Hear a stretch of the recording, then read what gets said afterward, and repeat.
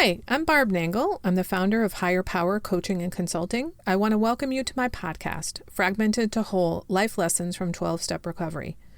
On this podcast, I share my experience, strength, and hope from recovery. I don't support or endorse any particular 12-step recovery fellowship, and I don't claim to speak for any of them either. My hope is that you will find my words helpful in some way, whether you're in recovery or not.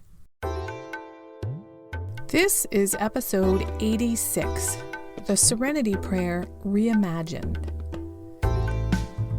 I've been wanting to do a podcast episode about the Serenity Prayer for quite some time, and it's because I think the first part of the Serenity Prayer is backwards. Here's what I mean by that. The prayer starts with, God, grant me the serenity to accept the things I cannot change. That does not resonate with my experience. I don't get serenity and then acceptance. My experience is that once I came to acceptance, then I got serenity. Acceptance is the key to serenity, at least in my experience. For me, it was my lack of acceptance that led me to live a life without peace and serenity, which, by the way, I didn't even realize I was living without peace and serenity. I think if someone had asked me before recovery if I was at peace, I might have said yes, because I really didn't understand what peace and serenity were until I was in recovery for a while. And it was definitely after I learned acceptance. I do have another episode specifically on acceptance. It's episode number 2, and it's one of my most downloaded episodes. So if you're struggling with how to be accepting, you might want to check it out. I'm not going to spend too much time talking about how to accept things because you can do that there. But I will say that the reason that I think this is backwards is that when I accept things, it means I've stopped fighting against them. If you think about being in a fighting stance, you're on alert, you're probably tense, you're really focused on the object or the person against which you're fighting. It is not comfortable and relaxed and flowing the way that you are when you have serenity, when things are serene. To me, the opposite of acceptance is this stance, when you're on alert and you're fighting. So how can you possibly be serene? I just don't have the experience that I can get to that state unless I become accepting of things that I formerly thought were unacceptable. Probably the easiest example, and one that most people can identify with, is traffic. I really didn't understand how unbelievably resistant to traffic I was. I was the kind of person who took out all of my anger and all that shit in the car when I was in traffic. And I was way worse when there was nobody in the car with me.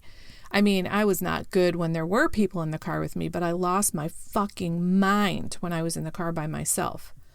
My therapist eventually helped me to understand that one of the reasons for that was because I never expressed my anger to anybody. Ever. I just went along and I was like, oh yeah, that's totally fine with me and things like that, when it wasn't. So I had this big buildup, and in the car, in traffic, was the place that I would take it out, isolated in the car because it was, quote, safe.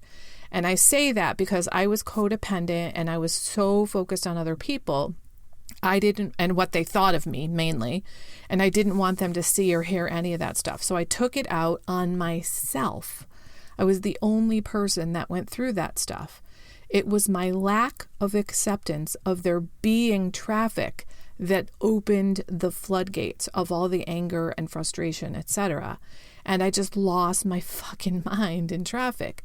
And I can see now that I had this subconscious idea that all of this was built on, which was there shouldn't be traffic, as if the road was made for me and me alone, as if all the people on the road were in my way and they should be driving the way I want them to drive, which, by the way, was faster and also on the other side away from me.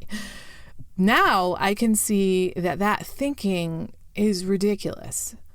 I was resisting. I was not accepting that highways were built for traffic and that there will always be other people on the road. Once I accepted all of that, I could drive in so much more of a serene state. I wasn't tense. I wasn't activated. I wasn't in fight or flight mode, and I was able to be serene. The fact that I was in recovery and dealing with my codependence and learning how to tell the truth about when I was upset or if I didn't want to do something, that helped too, because then I didn't have the buildup of all that tension. In other words, I also learned to accept and act on my own preferences rather than putting other people's feelings and preferences ahead of my own. For me, it wasn't, I got serenity from God and then I was able to accept things. I was able to have God help me get acceptance, and then I got serenity. Something else that's become clear to me lately is that I think the Serenity Prayer is really about boundaries. I've been doing webinars on boundaries, and I'll be piloting a group coaching program in January on boundaries as well. So they've been on my mind a lot. And I realize that asking for the wisdom to know the difference between what I can and cannot change is asking God, where does my boundary belong? Asking for the courage to change the things I can is about what's inside of the boundary, which is me, my thoughts, my feelings, my attitudes, my behaviors. And the courage to accept the things I can't is about what's outside the boundary, that is everything else, people, places, things, institutions. If you're someone who could use a little help with all of this, consider joining my group coaching program that's beginning in January. It's called 6 Weeks to Better Boundaries with Barb. If you'd like a sampling of what that will be like, you might want to attend my free webinar called Myths and Misconceptions About Boundaries. It's on Monday, December 14th at 7 p.m. Eastern Standard Time. I will drop links to both of those in the show notes. So all that being said, here's how I think the Serenity Prayer could be improved. God, grant me the ability to accept the things I cannot change so I can achieve serenity. May you learn acceptance and become serene. Talk to you next week. That's it for today. Please share this episode with anyone who might find it helpful. If you like what you've heard here, you might be interested in private coaching with me. If that sounds like you, then head on over to barbchat.net, or you can get on my calendar for a free 20-minute consultation to help you make lasting changes in your life, like I've made deep, lasting changes in my life. My ideal client is someone who is ripe for change, but I'll coach anyone who wants to be happy, joyous, and free.